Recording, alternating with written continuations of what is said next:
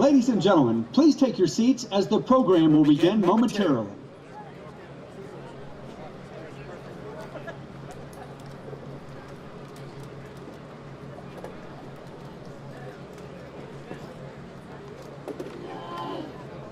Is this just fantasy? Caught in a landslide, no escape from reality. Open your eyes, look up to the skies and see. I'm just a fool howling over because I'm crazy, come, crazy go, little high, little low. Any way the wind blows doesn't really matter to me.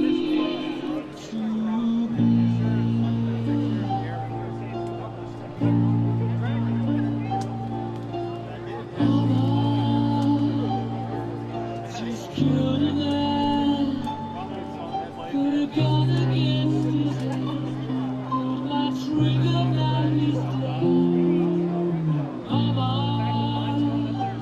Life it just begun, but I've got it started anyway.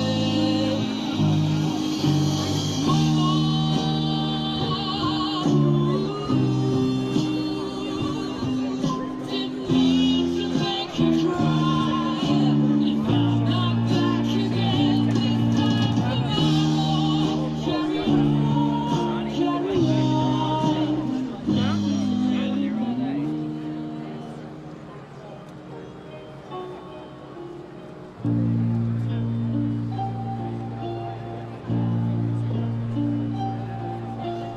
Too late, my time is gone.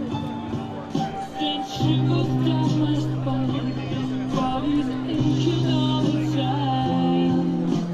Goodbye, everybody, I've got to go. Gotta leave you all behind.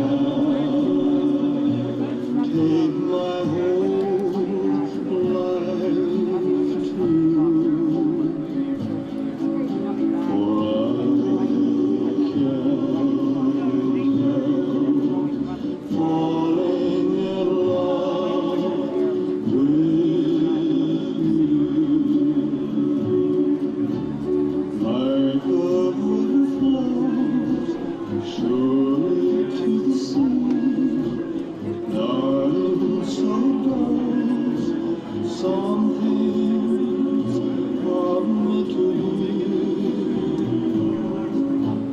Take my hand, take my whole life too.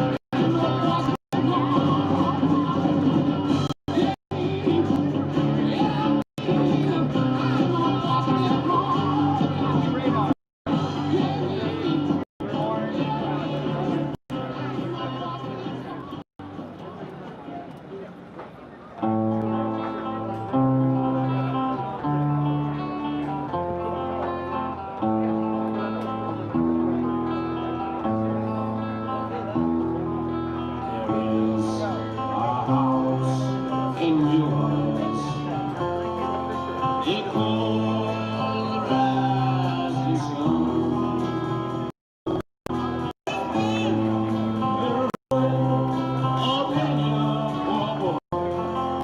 And God, I know I won.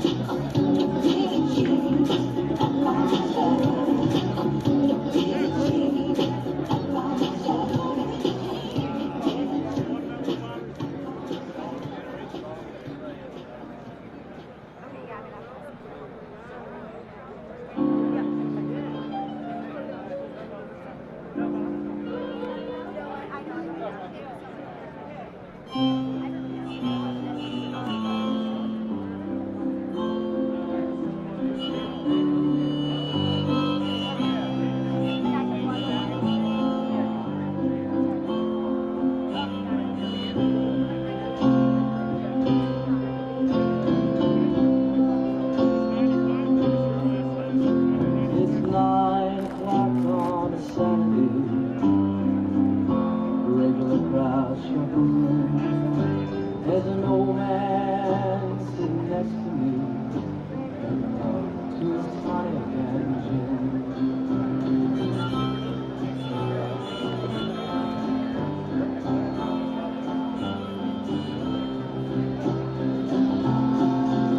Just as some kind of play me a memory, I'm not really sure how it goes, but it's sad and it's sweet and I knew it complete when I wore a younger man's clothes.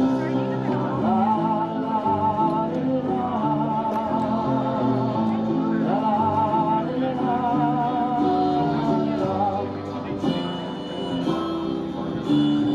Sing us the song of a gentleman. Sing us the song tonight. Well, we're all in the mood for a melody. You got us feeling alright.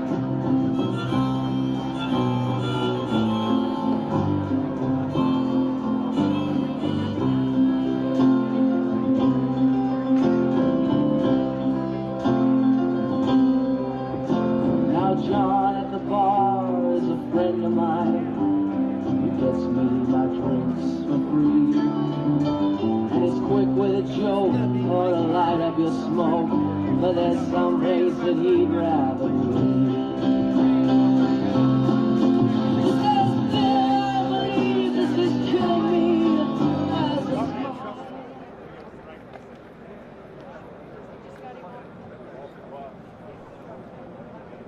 Ladies and gentlemen, the President of the United States, Donald J. Trump. I'm proud to be an American, wearing these national high-heels, and I won't forget the men who died, who gave that right to me, and I'm happy to stand up next to you and remember till today, 'cause there ain't no doubt I love this. Thank you very much. That was some greeting we had in North Carolina. I'll tell you, I don't know if you saw the crowd outside, but it's pretty amazing. But we've had it in Texas and Ohio, South Carolina, Florida. It's just incredible what's happening. Please sit down, please. And I'm honored to be in North Carolina in the presence of true American heroes as we commemorate the 75th anniversary of the American victory in World War II, and a victory it was. On September 2nd, 1945, the great General Douglas MacArthur accepted Japan's unconditional surrender aboard the USS Missouri in Tokyo Bay. VJ Day marked the end of the deadliest conflict in human history and the ultimate triumph of American freedom. It was a big day. It was a great triumph, a great country. And our country is greater than ever before. That's what's happening, and that's what it is. Greater military. We're the greater military than we've ever had before. We're deeply moved to be joined this afternoon by World War II veterans, all of whom I've met, all of whom are tough. I don't want to mess around with any of them, I'll tell you right now. Whose blood, sweat, grit, courage, and unfailing devotion made that epic victory possible. These brave Americans raced into the fires of hell to vanquish tyranny, dethrone fascism, and defend the American way of life. You've earned the eternal and undying gratitude of all Americans, and that's why I'm here today. I wanted to be with you. You know what I'm talking about, don't you? We had a good time a little while ago, right over at the Oval Office, Congressional Medal of Honor. We're privileged to be joined as well by veterans from every generation, including a number of wounded warriors. We stand in awe of your service. I can say that. So respected, so loved, we are in awe. Joining us for this commemoration, our Secretary David Bernhardt. Secretary, where's David? Thank you, David, very much for being here. A great senator, a real friend of mine, a tremendous senator, actually, and he works very, very hard, and he loves the people of North Carolina. Senator Tom Tillis. Tom, thank you very much. And some warriors, they're in Congress, and they're tough and they're smart. Representatives David Rouser, Ted Budd, and Dan Bishop. Thank you, fellas. They are tough. But you're not as tough as these guys, I'll tell you right now, right? You're not as tough as them. There's no better place to mark this profound World War II anniversary than right here in Wilmington, North Carolina. The people of this city and this state, and its incredible state, and I want to thank you for being so nice to me. You've been very nice. Very, very nice. Every time we've asked for something, but I've been nice to you also, I have to say that. But you made the extraordinary contributions to the war effort. That's North Carolina made this extraordinary contribution, and so many. Nearly 2 million American servicemen trained for combat in North Carolina. More than any other state. Wow, that's pretty good, isn't it, huh? Who would know that? 2 million trained, more than any state. Over 360,000 service members from your state fought in the Second World War. They battled on the cliffs of Normandy, over the skies of Africa, and in the deep waters of the Pacific. Over 11,000 North Carolina patriots fought the enemy until their very last breath. You know what that means, right? Think of that, 11,000 died in the war. We want to thank you, Floyd. And we have family members here, by the way. That's them saying hello. In Wilmington, more than 20,000 workers of the North Carolina Shipbuilding Company poured out every ounce of their strength to build an astonishing 243 ships for the U.S. Navy. And it was the citizens of Wilmington who came together to save a priceless artifact of American history, the glorious battleship behind me, the USS North Carolina. And that is some powerful and beautiful ship. I'm coming in. We have plenty of televisions on Air Force One, and they showed it in prime time in the 40s. And they showed that ship, and I'll tell you, I shouldn't say this, they don't make them that way anymore. They really don't.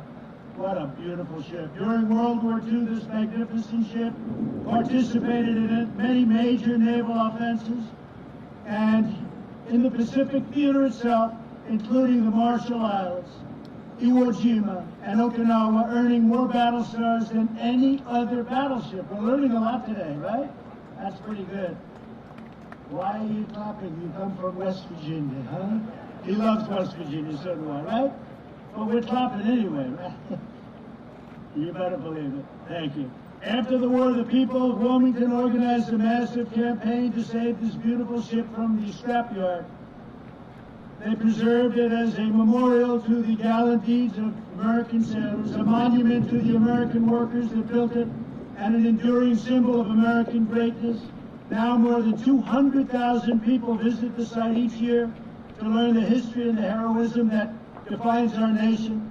This afternoon, my administration is formally recognizing the city's exceptional contributions to victory in the Second World War.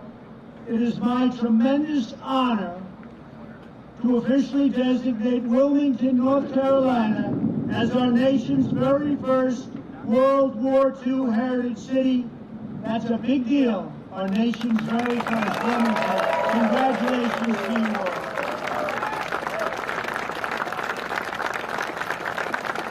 And God is saluting you up there, I tell you. We may have to go a little quicker than I thought, right? With this designation, we proudly declare that in America, we don't tear down the past, we celebrate our heroes, we cherish our heritage, we preserve our history, and we build the future. This mighty vessel and this magnificent town will forever tell that story with this designation. So I want to just congratulate North Carolina and Wilmington. That's a fantastic thing. I want to thank Senator Tillis and Congressman Bowser. Stand up, please, in between the lightning bolts, for their work to make this day possible. Thank you, Tom. Thank you, fellas. Great job. And let me also thank retired Navy Captain Wilbur Jones, who has championed the cause of World War II heritage cities. Wilbur, thank you. Thank you, Wilbur. Great job. Great job. So, Wilbur, you know a lot of people wanted this, right? So you are just a tough cookie. You got it. Number one in the nation. I want to thank Wilbur. That's great. I also want to recognize several of the heroes who saved American freedom. And I've known some of them since I've been in office. I've seen them. And there they are. Here today is my good friend who I just left, and he was in the Oval Office with me at the White House, Woody Williams. 75 years ago, Woody showed fearless courage as a Marine in the Battle of Iwo Jima. You are amazing. I promised him I would not tell that he's 97 years old, I promise. I'll tell you, he's 100% sharp. He's 100% sharp. I know a 78-year-old that's not so sharp, and he's 97, and he's 100%, because it has nothing to do with that. 78's young. Depends who's 78, that's all. He's 97. I said, man, you are something. And physically in great shape. He braved a torrent of hostile fire while destroying one enemy machine gun position after another, knocked them out one after one for his daring actions. President Truman, think of that, awarded Woody the Congressional Medal of Honor, the highest in our land. Woody, congratulations. You inspire us all. It was great to have you on Air Force One. I had promised him, you know, maybe 2 years ago, I said, I'll take you on Air Force One. He came up. He's very aggressive. He said, I'd like to fly in Air Force One. I said, I'll do it. And today we did it, right? We got it done. Thanks, Woody. Great job. Also joining us today is Paul Phillips, a veteran of World War II, Korea, and Vietnam. During the Second World War, Paul proudly served on the USS North Carolina in the Pacific Theater. At 93 years old, he has returned today to visit the ship upon which he so nobly served. He's a tremendous man, Paul. It's our honor to have you with us. Please, Paul, stand up. Thank you, Paul. Thank you. Perfect. Thank you, Paul. Great job, Paul. Appreciate it. Here as well is Army veteran Greg Melikian. When Greg was 20 years old, he served as a radio operator in the headquarters of Supreme Allied Commander General Dwight D. Eisenhower. I'd love to have heard some of those conversations. Much more interesting than today, right? 75 years ago, General Eisenhower directed Greg to broadcast around the world the long-awaited news that Germany had surrendered. Greg, your being here is very, very much appreciated. Thank you very much. It was a great honor meeting you before. Thank you very much. Very, very great honor. Our task today is to pass on to the next generation the blessings of liberty that you fought for and that you bled for, all for security. You wanted to secure our future. You wanted to praise and raise our flag, and you did that. You raise our flag, and you stand proud, and you stand tall. And we're doing it in our nation, too. Almost everyone. Every once in a while, you see somebody not do it. We don't like it when they don't do it, do we? We don't like it. I want to just thank you. Fantastic job. American warriors did not defeat fascism and oppression overseas only to watch our freedoms be trampled by violent mobs here at home. We stopped those violent mobs very easily. All they have to do is say, please come in, Mr. President. We'll have it done in 1 hour. Please come in. It's one of the great, to me, just incredible that they don't immediately, they just, as you know, at Portland, the mayor last night, he was raided. His home was raided. He was thrown out of his home. And then he'll stand up and he'll fight for these people. These people only know one thing, and that's strength. That's all they know, strength. And we have strength. For the sake of all Americans, we must uphold the rule of law and defend the American dream for every child in our land. We must teach our children that America is the land of heroes like you. You're heroes. You know that, right, Woody? You're heroes. You're great, great men. Great men. Better believe it. We're not ashamed in America. We're not ashamed of anything. I signed a very important edict recently. 3 months ago, they were ripping down statues. I said, you can rip them down, but you're going to serve 10 years in jail if you do. And as soon as I did that, incredibly, you haven't heard about statues coming down, have you?